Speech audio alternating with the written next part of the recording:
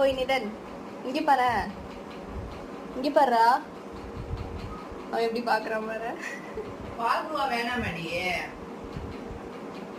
அவருக்கு வெஜ் பிரியாணி தான் வேணும். அங்க பாரு கோச்சிக்கிட்டான். கோச்சிக்கிட்டான் பாரு. பிரியாணி வேணுமாடி?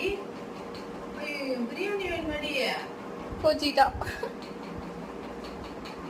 பால் பூவை சாப்பிட மாட்டியா நீ? பிரியாணி தான் சாப்பிடுவியா? நீ என்ன கோச்சிக்கிட்டாலும் உனக்கு தரமாட்டோம். நிலன், பால் பூவை சாப்பிட மாட்டியா? நிலனு